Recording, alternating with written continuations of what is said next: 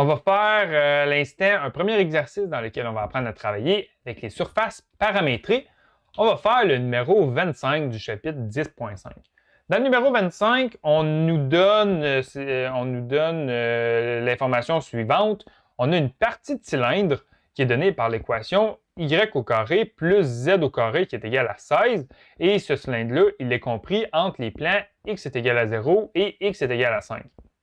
Et on doit donner l'équation de la surface paramétrée de cette partie de cylindre-là.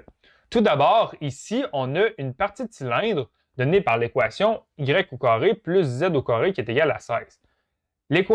Cette équation-là, c'est l'équation d'un cylindre. C'est un cylindre de rayon 4, puisqu'on nous dit ici qu'on a qui est égal à 16. Donc, 4 au carré, ça nous donne 16.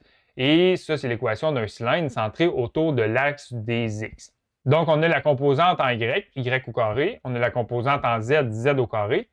Donc, notre cylindre va être centré autour de l'autre axe, de l'axe des x, et de rayon 4. Et notre cylindre, il débute en x est égal à 0 et il termine en x est égal à 5. Donc, tout d'abord, ce que je vais faire, avant même de trouver l'équation paramétrique de ma surface, je vais représenter sur un plan en 3 dimensions ce cylindre-là. Donc, on va débuter en se traçant nos axes. Donc, on a un cylindre de rayon 4 centré autour de l'axe des x.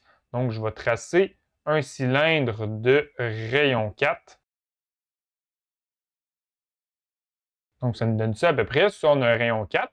Et notre cylindre, il débute en x est égal à 0 et il termine en x est égal à 5. Ensuite, ce qu'on veut, c'est écrire l'équation paramétrique de notre surface. Donc, on veut notre vecteur R qui est donné par la variable t et peut-être aussi avec la variable u. Et ça va être égal, on va avoir 3 composantes. On va avoir une composante en x, une composante en y et une composante en z. Tout d'abord, on va débuter par l'aspect le plus facile. On va débuter par la composante en x. On nous dit que notre cylindre est compris entre x est égal à 0 et x est égal à 5. Donc, premièrement, ce qu'on va faire, on va attribuer la première variable de notre surface paramétrique. On va prendre la variable t, on va l'attribuer à x. Donc, on a x est égal à t et notre x il est situé entre 0 et 5. Et puisqu'on a attribué la variable t à la composante en x, alors la variable t va être située entre 0 et 5.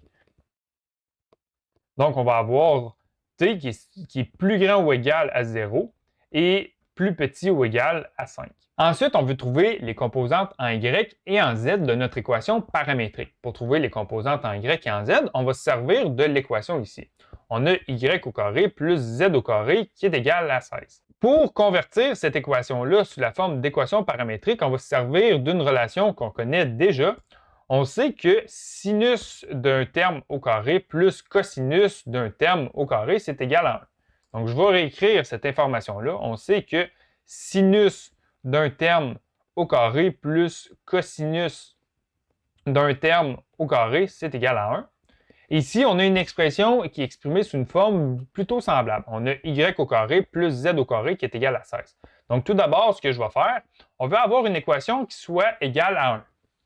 Donc là, ce qu'on va faire, on va faire 16 divisé par 16. Donc, on va faire divisé par 16 du côté gauche de l'équation. On va faire divisé par 16 du côté droit de l'équation. Donc, on va prendre cette équation-là et on va faire divisé par 16 du côté gauche et du côté droit. On va donc avoir y au carré sur 16 plus z au carré sur 16 qui est égal à 16 sur 16, donc qui est égal à 1. Donc là, on se rapproche d'une équation exprimée sous cette forme-là. Et là, on va avoir un terme au carré plus un autre terme au carré qui soit égal à 1. Donc là, ici, on a y au carré divisé par 16. En ce moment, le carré est simplement appliqué au y. Donc, on va appliquer le carré à l'ensemble du terme. Donc, on va avoir y sur 4 au carré. Donc, si on fait y sur 4 au carré, on va avoir y au carré divisé par 16. Ensuite, on va avoir plus z sur 4 au carré qui est égal à 1. Donc là, on sait cette information-là. On a notre équation ici qui est exprimée sous cette forme-là. Donc là, on est capable de trouver deux nouvelles relations.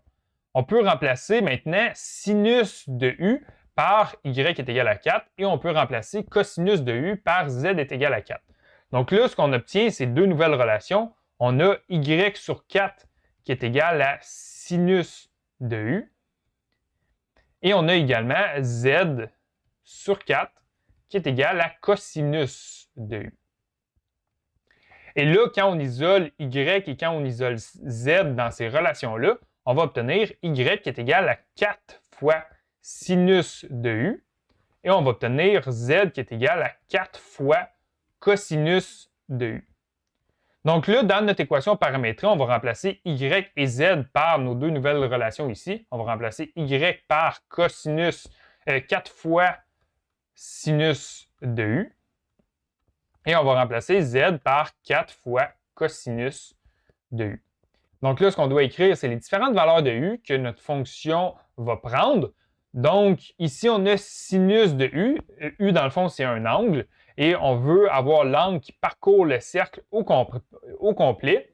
Donc, quand on fonctionne en radian, notre cercle va de 0 à 2 pi. Donc, la variable u va aller de 0 à 2 pi.